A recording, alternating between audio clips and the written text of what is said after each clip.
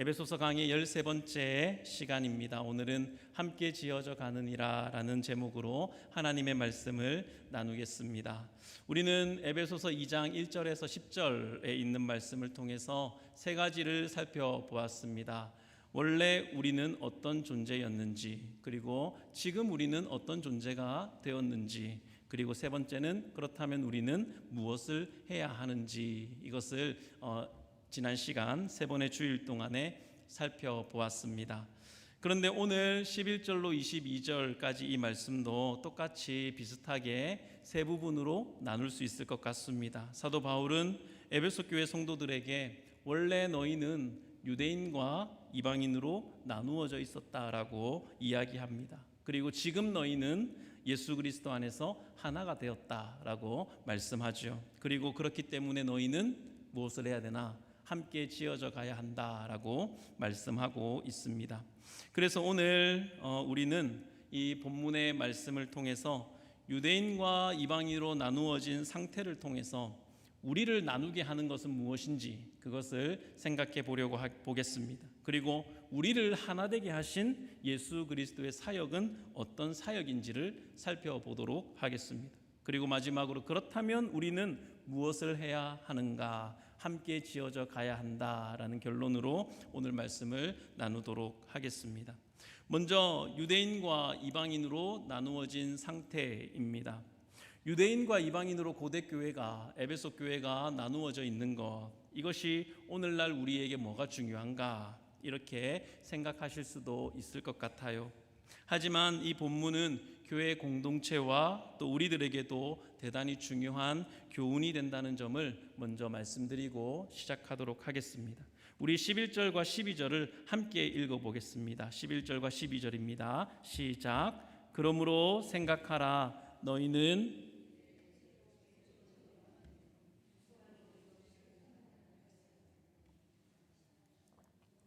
할례를 받지 않은 무리라 칭함을 받는 자들이라. 그때에 너희는 그리스도 밖에 있었고 나라 밖에 사람이라. 약속의 언약들에 대하여는 외인이요 세상에서 소망이 없고 하나님도 없는 자이더니. 먼저 여기서 사도 바울이 말하는 것은 너희 에베소 교회 성도들 가운데 있는 이방인에 대해서 이야기하고 있습니다. 에베소는 터키 서쪽에 위치한 도시예요. 대단히 큰 도시였습니다. 소아시아의 수도였을 정도로 큰 도시였습니다. 거기에는 고대의 7대 불가사의 중에 하나인 아르테미스 신전도 있었어요.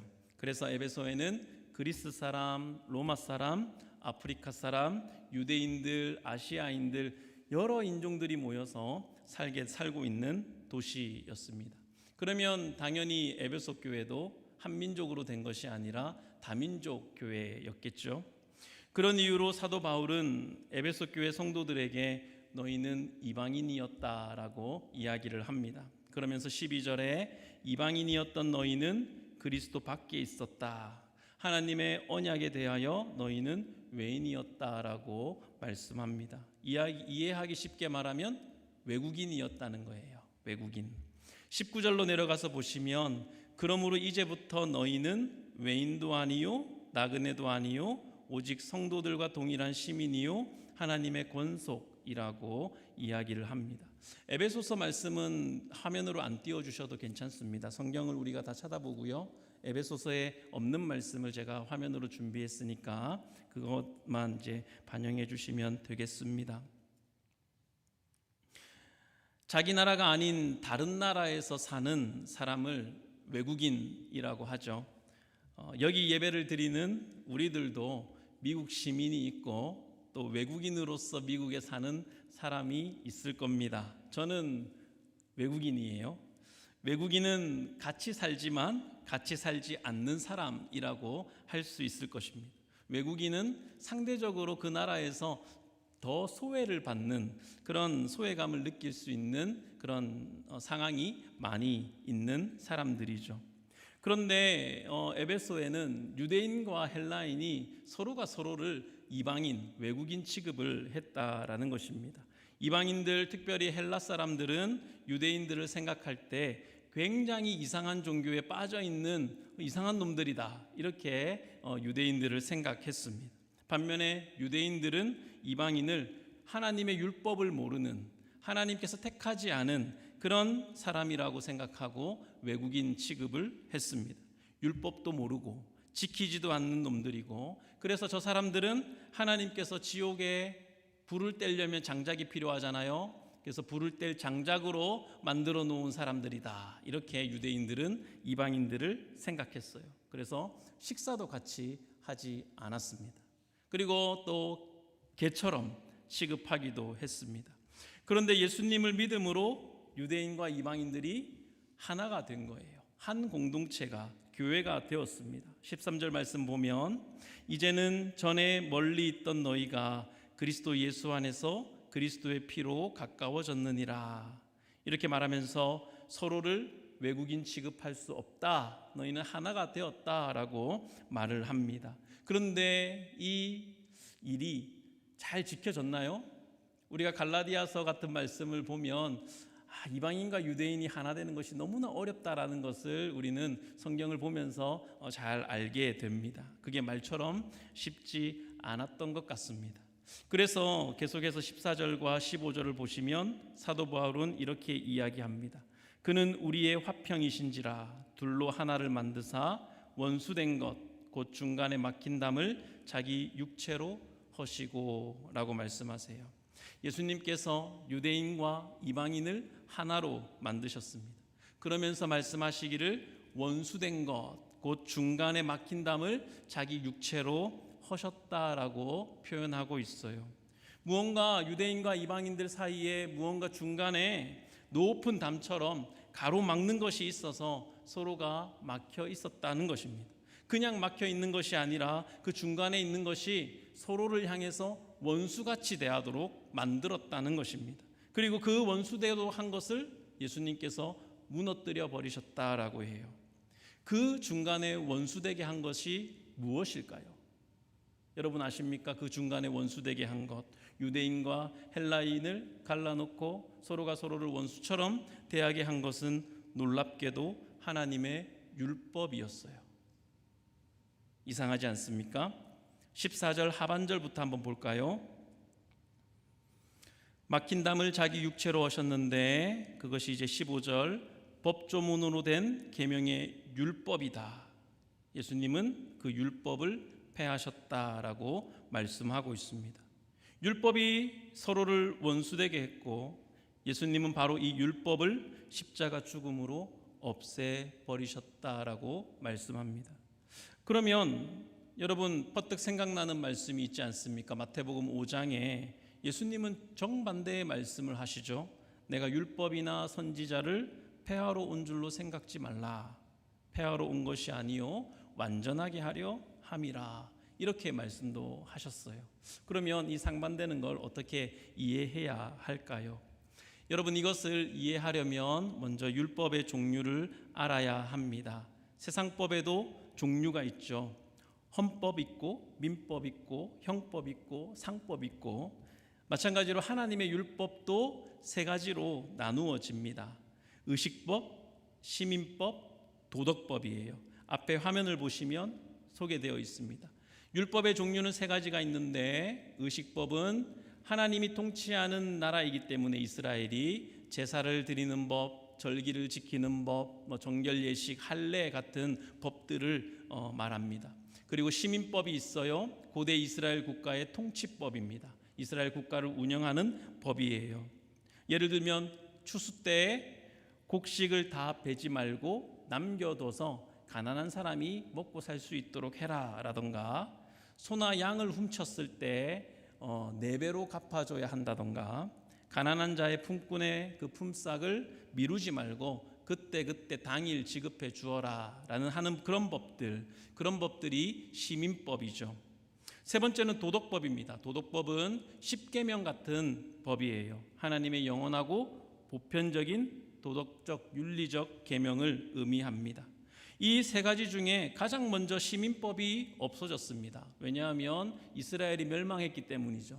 이스라엘이 멸망했으니까 이스라엘의 시민법을 지킬 수 없죠. 유대인들은 로마법을 지키며 살아야 했습니다. 그 다음에 없어진 것은 의식법이 없어졌어요. 왜냐하면 제사나 절기 이런 정결예들은 예수님을 나타내는 그림자였기 때문에 실체가 되시는 예수님이 오신 뒤에 이 그림자인 이 의식법도 폐하여졌습니다. 반대로 십계명으로 대표되는 이 도덕법은 오늘날 저와 여러분 신자들에게 이 법이 더욱더 깊어지고 강화되었습니다. 없어지지 않았어요. 신약 성경을 잘 들여다보시면 사도 바울은 율법에 대해서 부정적으로 말할 때도 있고 긍정적으로 말할 때도 있습니다. 부정적으로 말할 때는 율법주의를 말하는 거고요. 긍정적으로 말할 때는 하나님이 주신 지켜야 할 명령으로 이야기를 하는 것으로 생각하시면 됩니다. 오늘 본문은 예수님이 죽기까지라도 해서 율법을 폐하셨다라고 에베소서는 말하는데, 반대로 로마서 7장 7절 같은 말씀을 보면 율법은 좋은 것이라고 말씀합니다. 그런즉 우리가 무슨 말을 하리요? 율법이 죄냐? 그럴 수 없느니라. 율법으로 말미암지 않고는 내가 죄를 알지 못하였으니 곧 율법이 탐내지 말라 하지 아니하였더라면 내가 탐심을 알지 못하였으리라 라고 말합니다. 탐내지 말라는 10계명 중에 몇 번째 계명이죠? 10번째 계명입니다. 여기서는 사도 바울이 율법은 죄가 아니다, 율법은 나쁜 것이 아니다, 원수도 아니다 라고 말하고 있습니다. 오히려 율법이 탐내지 말라고 말했기 때문에 탐심이 죄인 것을 내가 알았다라고 이야기하고 있어요. 뭐가 나쁜 것인지 알게 되었다라고 이야기를 하고 있습니다. 여기서 이제 말하는 율법은 하나님께서 주신 어떤 명령을 의미합니다. 지켜야 하는 명령. 하지만 에베소서에서 예수님께서 십자가로 둘 사이를 가로막고 있는 율법을 폐하셨다라고 하는 것은 율법주의를 의미하는 거예요. 율법주의를 의미하는 것입니다. 의식법을 폐하시고 그 의식법을 가지고 서로를 나누고 구분하고 차별하는 그 모든 일들을 폐하셨다라고 말씀을 합니다. 그래서 그 의식법대로 또 나누고 구분하는 것은 예수님께서 기뻐하시는 일이 아니다라고 말씀하시는 것입니다. 그래서 본문 15절을 다시 한번 보시면 법조문으로 된 계명의 율법을 폐하셨으니 이는 이 둘로 자기 안에서 한 세 사람을 지어 화평하게 하시고 또 십자가로 이들을 한 몸으로 하나님과 화목하게 하려 하심이라. 원수된 것을 십자가로 소멸하시고 라고 말씀합니다. 의식법, 할례나 제사나 절기 같은 것들은 이제 실체가 되시는 예수님이 오셨기 때문에 폐하여졌습니다. 그런데 자연스럽게 그러면 사라져야 하는데 유대인들의 마음에 이것이 계속해서 전통으로 관습으로 남아 있는 거예요. 그래서 유대인들이 거기서 벗어나는 것이 참 어려웠습니다. 율법을 모르고 안 지키는 이방인들에 대해서 구원을 받지 못한다고 말하거나 예수님을 믿어도 낮은 수준으로 믿고 있다고 말하는 일들이 일어나게 되었습니다. 서로 차별하고 구분하게 된 것이죠. 교회 안으로 들어왔어도 여전히 외인 취급당하고 외인으로 여기게 되는 그런 일들이 일어나게 되었습니다. 그리고 그것을 그렇게 만든 이유는 다름 아닌 율법이었어요. 나쁜 것이 우리를 나누지 않습니다. 우리가 교회 생활을 해보면 나쁜 것은 나쁘다고 다 알아요. 그래서 나쁜 것을 가지고 서로 나누어지지 않고 다투지 않습니다. 오히려 우리가 옳다고 생각하는 가치들, 좋다고 여기는 그것을 가지고 우리가 나누어질 때가 종종 있습니다. 좋은 것을 하는 사람과 그것을 잘 못하는 사람, 좋은 것을 가진 사람과 그것을 가지지 못한 사람, 또 이것이 옳다고 주장하는 그 그룹이 생겼을 때 그 옳은 것을 주의 깊게 생각하지 않거나 따라하지 않는 사람, 이렇게 나누어지는 것이죠. 잘못과 죄 때문에 갈라지는 것이라기보다 아이러니하게도 우리는 의롭고 옳다고 여기는 것으로 인해서 서로 다투고 나누어지고 쪼개질 때가 더 많다라는 것을 우리가 생각해 볼 수 있습니다. 그렇기 때문에 율법이 나쁜 것이 아니라 율법을 가지고 율법주의로 대하는, 사람을 대하는 그것이 나쁜 것이 되는 것이죠. 이 율법주의가 유대인과 이방인을 원수로 만들어 버렸습니다. 오늘 우리 주님의 교회 안에 율법주의는 어떤 모습으로 들어와 있을까요? 신앙생활하면서 나 스스로 상대적으로 우월감을 가지고 있는 그런 마음, 그런 생각 혹시 있을까요? 내가 어떤 계명을 잘 지킨다고 한번 생각해 보겠습니다. 예를 들어서 선천적으로 거짓말을 잘 안 하는 사람이 있습니다. 그럴 수 있겠죠. 거짓말 잘 안 하는 사람. 저는 거짓말에 소질이 없어요. 얼굴에 맨날 다 드러나서 맨날 들켜서 그걸 빨리 깨닫고 거짓말을 중단했습니다. 포기했어요. 거짓말로 속이는 것을 포기했습니다. 거짓말을 안 하는 이 동기가 결코 선하지 않죠. 선하지 않습니다. 겉으로 드러나는 것은 거짓말 안 하는 사람일 수 있겠는데 왜 거짓말 안 하겠습니까? 거짓말 있겠죠. 하지만 덜 하는 사람일 수 있는데 그 내면의 동기가 선하지 않아요. 왜냐하면 나는 거짓말에 소질이 없다라는 것을 깨닫고 안 하는 것이니까요. 어쨌든 나는 거짓말을 잘 안 해요. 그런데 옆에 사람은 입만 열면 거짓말하는 겁니다. 속이는 거예요. 그럴 때 그 사람이 너무 못 참겠어요. 너무 못 견디겠어요. 그래서 경멸하고 무시합니다. 말로 쏘아붙이고 싶고 공격하고 싶고 마음속으로 나라면 저렇게 하지 않을 텐데 이렇게 생각하고 무시할 때가 있습니다. 그럴 때 사람은 내가 잘 지키는 계명은 굉장히 중요한 계명, 그리고 내가 지키지 않고 좀 별로 신경 쓰지 않는 계명은 좀 소홀히 해도 되는 계명이라고 생각하게 되죠. 그리고 그것을 지키지 않는 사람을 깔보고 무시하게 됩니다. 같이 하지 않게 돼요. 그것이 이제 율법주의에 나타나는 모습일 것입니다.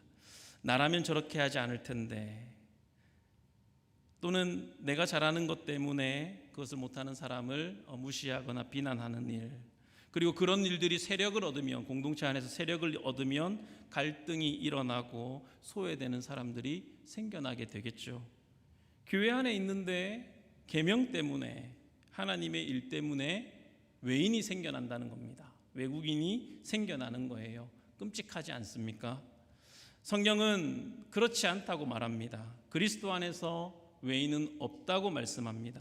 이제 우리는 더 이상 서로를 외국인 취급하지 않는다고 말합니다. 그리스도의 십자가는 이미 우리를 하나 되게 하셨다라고 말씀하고 있어요. 15절 하반절부터 봅니다. 이 둘로 자기 안에서 한 세 사람을 지어 화평하게 하시고 또 십자가로 이 둘을 한 몸으로 하나님과 화목하게 하려 하심이라. 원수된 것을 십자가로 소멸하시고 라고 말씀합니다.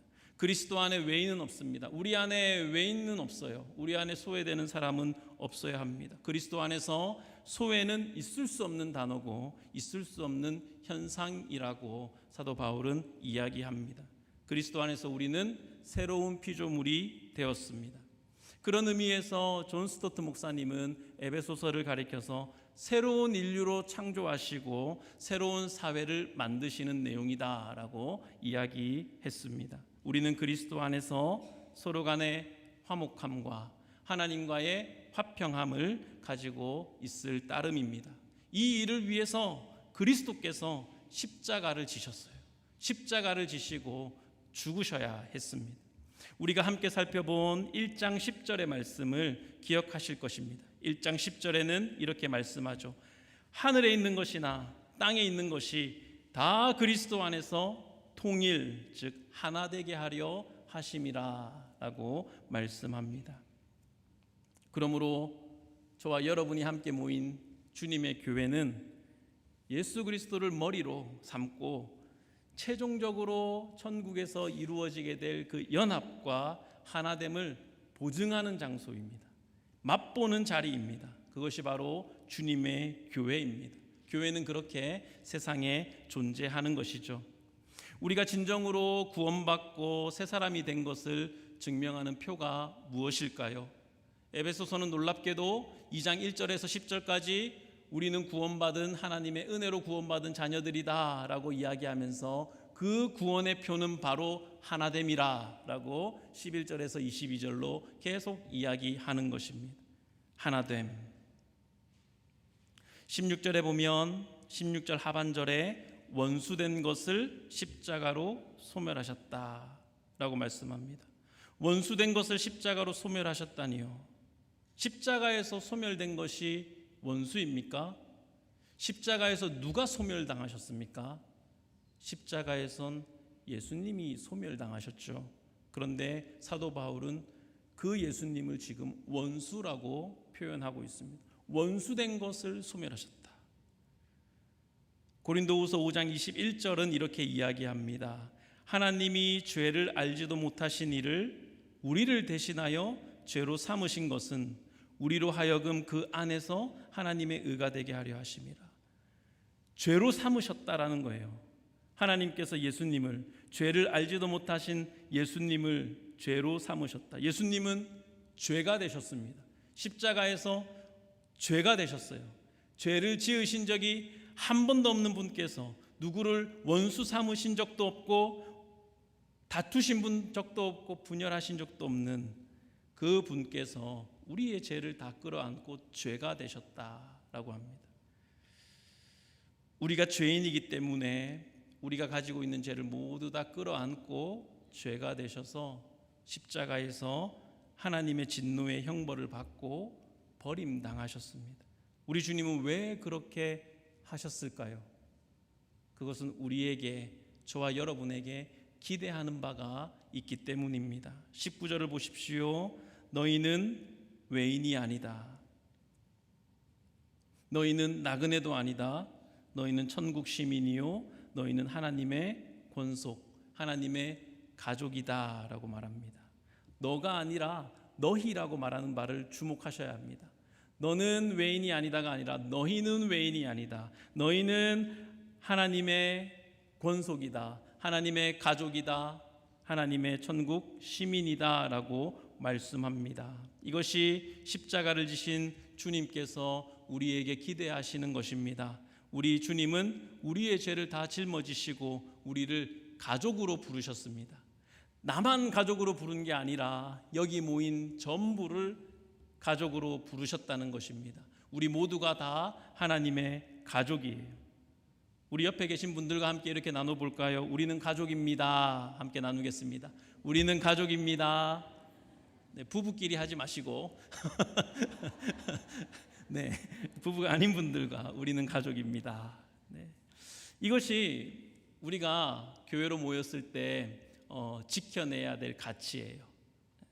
싸워서 지켜내야 할 가치입니다. 에베소서 4장 1절에서 3절 우리 찾아보시면요. 에베소서 4장 1절에서 3절은 이렇게 말씀합니다. 한 장 넘기셔서요.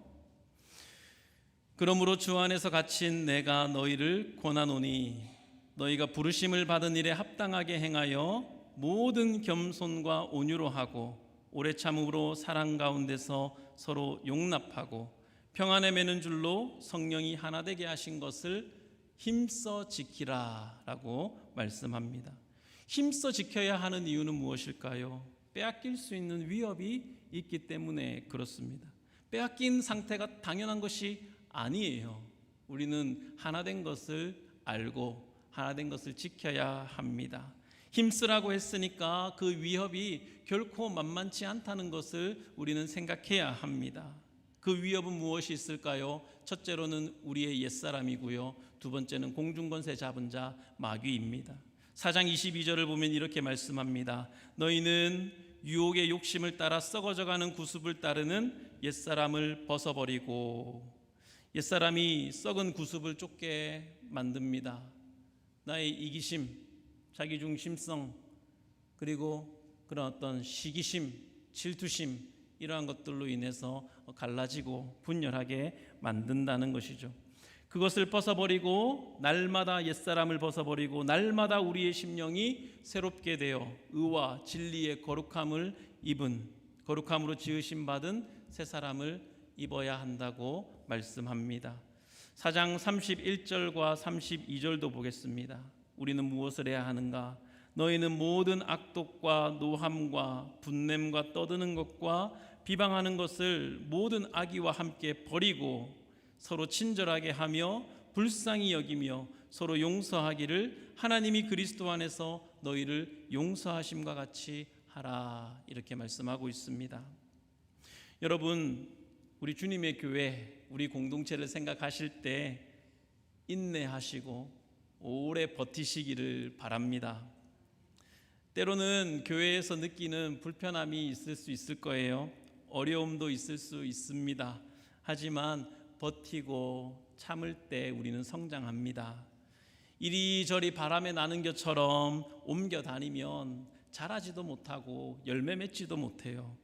불편함과 어려움이 있다면 대화를 시도해 보십시오. 말을 걸어 보시고 이해하려고 노력하시고 또 기도하십시오.